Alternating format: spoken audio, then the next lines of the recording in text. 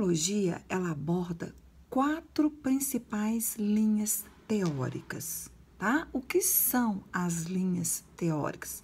São linhas de pesquisas que já dão continuidade ao estudo já experimentado, ao estudo já realizado, ou, ao contrário, pode contradizer aquele estudo, aquela pesquisa já feita. Portanto, as linhas teóricas, elas dão continuidade a um estudo, ratificando essas premissas ou até mesmo alterando essas premissas, esses enunciados a respeito do comportamento humano. Então, a psicologia, ela traça para a gente 4 fontes, 4 principais linhas teóricas para que se possa, dentro dessa ciência nova chamada de psicologia, estudar o comportamento humano. Então, agora eu venho nesse momento apresentar para vocês de uma forma bem sucinta essas 4 teorias, uma vez que nós já abordamos, já resolvemos situações, problemas em sala de aula. A primeira linha teórica que eu traço para vocês é a teoria psicanalítica de Freud. O que Freud dizia, né? A gente fala que Freud ele foi o papa da psicologia. E o que ele diz? Freud, ele se baseia o estudo do comportamento humano no inconsciente. Um inconsciente que está lá os nossos pensamentos, está lá os nossos desejos, está lá as nossas vontades, está lá a nossa fonte de prazer, está lá no nosso inconsciente, desde a nossa mais tenra idade, desde a nossa mais tenra infância.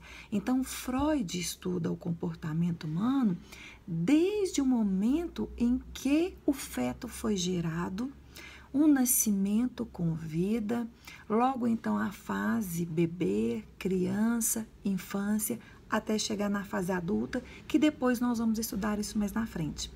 Mas Freud, então, ele tende a estudar o comportamento humano nessa evolução de crescimento físico e também emocional, traçando o que a gente chama do inconsciente, que é a forma mais primitiva que nós temos, que são as nossas lembranças mais profundas, que é totalmente ligado à fonte do prazer, do sexo, da segurança, da agressividade.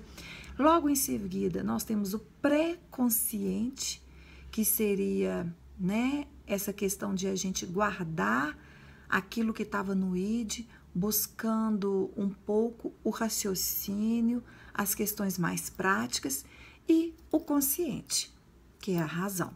Então, nessas 3 fases, ele divide em id, em ego e superego. Então, o id é o nosso subconsciente, ou a nossa inconsciência. Lá está voltado, então, todos os nossos desejos, todos os nossos prazeres, né? Seja o prazer por um alimento, seja o prazer em relação ao sexo. O que nos dá prazer? Está lá no nosso id, né? E nós temos então o ego, que seria o equilíbrio, a busca pelo racional.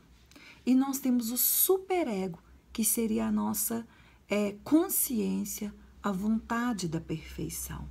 Então, na realidade, o que Freud alega sobre o comportamento humano? Que o equilíbrio entre o id e o superego tem que estar no ego. Então, o ego, que é o critério racional, ele a todo momento luta bravamente para que o nosso id, que é a nossa fonte de prazer, não seja tão exaurida, não seja tão em cima, né? E que o nosso superego também, que é o nosso critério em busca da perfeição, seja também tão alto. Então, o ego, ele faz com que haja essa balança de equilíbrio entre o id e entre o superego. É como se, ao lado de cada ombro meu, eu tivesse realmente o anjinho e o capetinha. Faz isso, não faz. Faz isso, não faço. Por quê? Porque é o ego, a cabeça, em busca, então, do equilíbrio desenfreado de um id, que gera o prazer, e de um superego que me quer e que me gera sempre a perfeição, a busca de estar melhor. Então, Freud, ele explica todo esse comportamento humano voltado por essa questão do inconsciente, do subconsciente, né? Justamente com o inconsciente, o meu pré-consciente e a consciência total, essa realização, né? Então, quando a gente fala vulgarmente, fulano age muito com o coração, tem que agir com a razão. Então, quando eu falo isso, eu busco a razão no meu consciente, eu busco essa minha razão no superego, né? E quando está agindo muito com as emoções, está agindo muito com o coração, então é a pessoa que é muito aflorada lá com o seu id, com o seu inconsciente. Então, a teoria psicanalítica de Freud é muito bem trabalhada pelos profissionais competentes da área, buscando, então, através da infância, através da fase criança e através do id, ego e superego, entender esse comportamento humano. Bom, uma segunda teoria que nós temos é a teoria do behaviorismo, proposta por Watson e Skinner. Eles são completamente diferentes de Freud.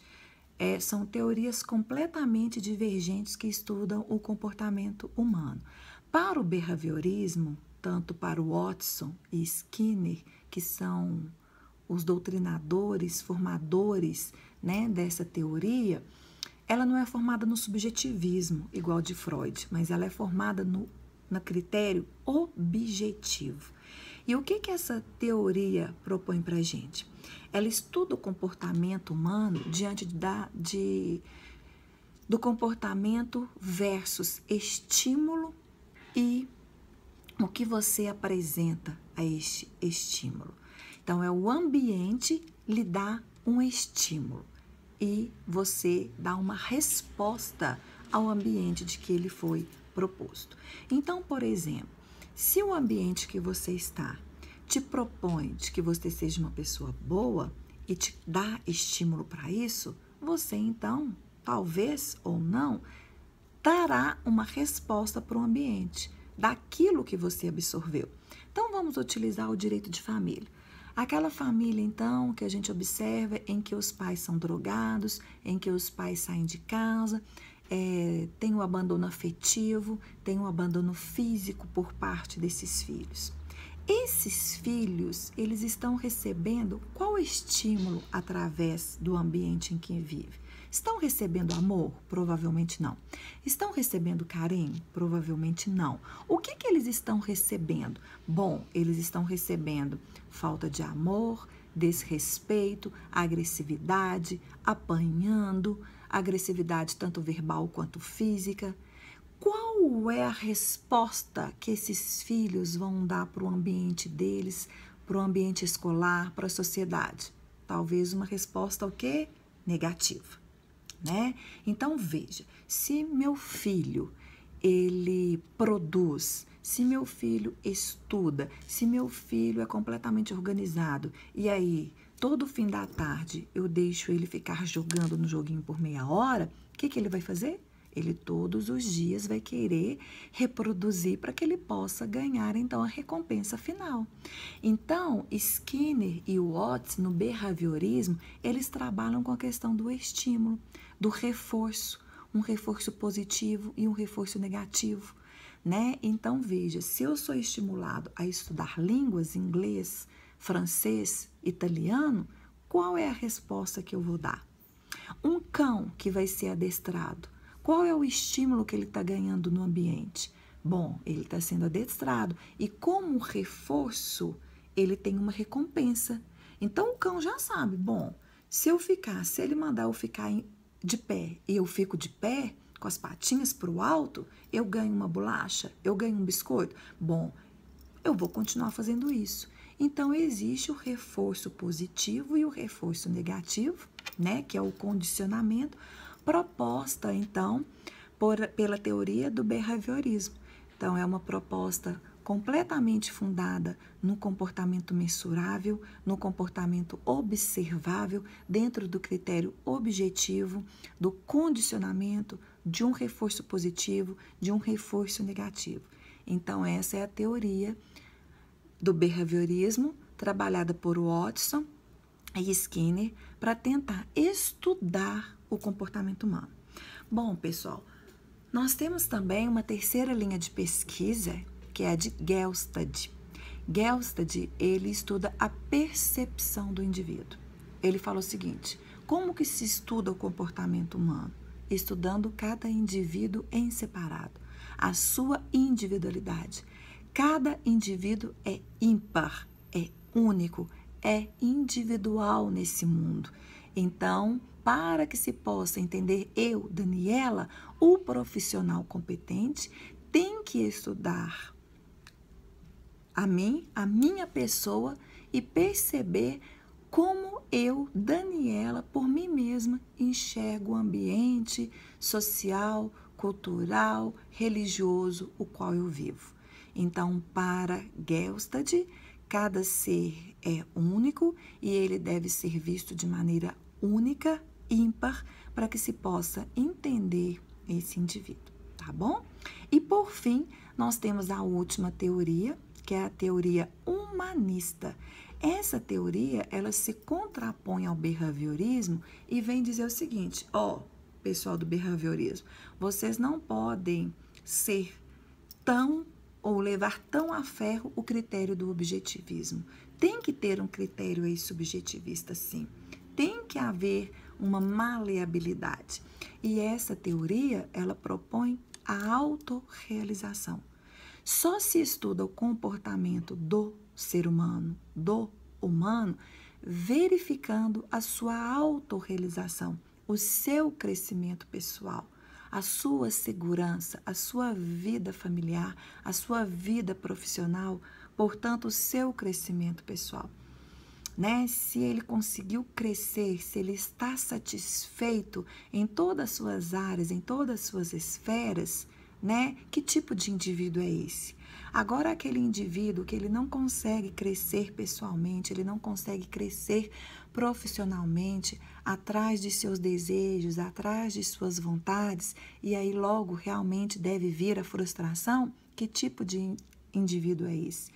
Então, essa teoria humanista, ela estuda o ser humano, os seus desejos, as suas frustrações, os seus problemas, verificando a sua situação pessoal, o seu crescimento pessoal e sua autorrealização. Se são ou não realizados, se estão ou não realizados, ou por que não atingiu, o que aconteceu, o que isso foi feito. Então, meus queridos alunos, é uma síntese, tá? Proposta para vocês do que a gente já conversou, do que o que já foi falado em sala de aula. Lembrando, então, que a psicologia é uma ciência nova e nós precisamos de diversos caminhos para que a gente possa entender o ser humano, para que a gente possa estudar o comportamento humano. E então, Daniela, qual é a melhor linha? Não sei, isso vai depender do profissional competente, do psicólogo, do terapeuta, que, diante das linhas trabalhadas por ele, qual é a melhor linha para que ele possa estudar, para que ele possa orientar e conseguir moldar um trabalho para solucionar aquele caso em concreto, ajudar aquele paciente, tá? Um super beijo para vocês e eu encontro vocês no módulo, na subseção 3 ainda da unidade 1. Um super beijo. Beijos.